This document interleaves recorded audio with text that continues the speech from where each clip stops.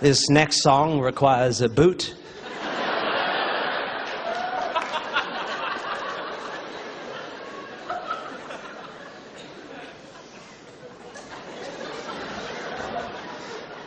If you're one of those people that finds the sort of bashing of religion and stuff tiresome or offensive, just give me 5 more minutes.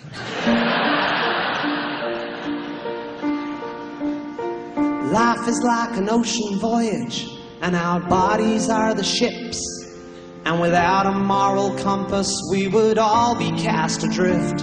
So to keep us on our bearings, the Lord gave us a gift. And like most gifts you get, it was a book.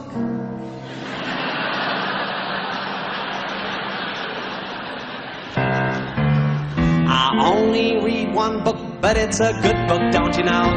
I act the way I act because the good book tells me so. If I want to know how to be good, it's to the good book that I go. Because the good book is a book, and it is good, and it's a book.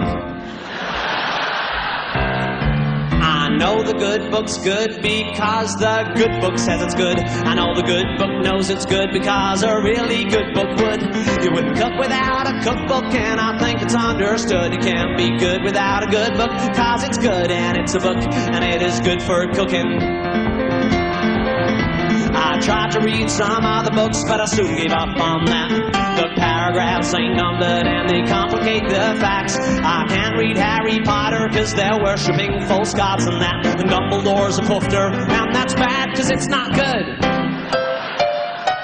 Morality is written there in simple white and black. I feel sorry for you heathens, got to think about all that.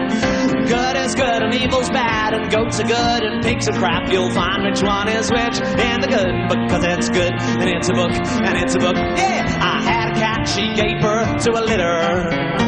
The kittens were adorable and they made my family laugh. But as they grew they started misbehaving, so I drowned the little fuckers in the bath. When the creatures in your care start being menaces, the answers can be found right there in Genesis. Chapter 6, verse 5 to 7. Yeehaw! Swing your partner by the hand, have a baby if you can. But if the voices in your head say to sacrifice your kid to satiate your loving God's fetish for dead baby blood, it's simple faith the book demands. So raise that knife up in your hands. Before the good book made us good, there was no good way to know if a thing was good or not that good, or kind of touch and go. So God decided he'd give writing allegoric prose a go. So he wrote a book, and it was generally well received. The Telegraph said this God is reminiscent of the Norse.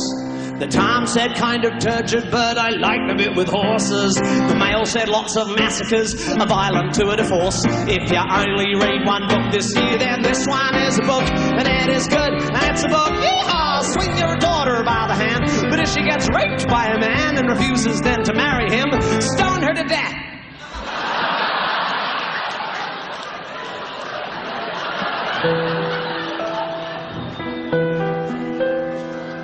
If you just close your eyes and block your ears to the accumulated knowledge of the last 2,000 years, then morally, guess what? You're off the hook.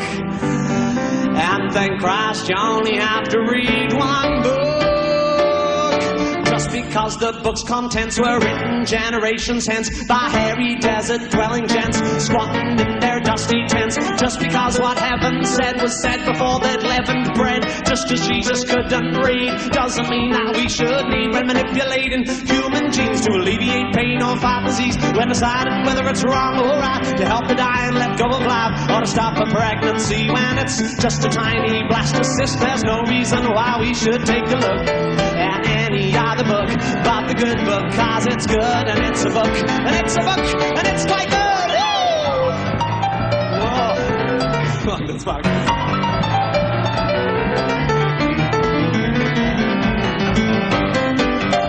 If good is good and evil's bad and kids get killed and God gets mad, you better take a good look at the good book.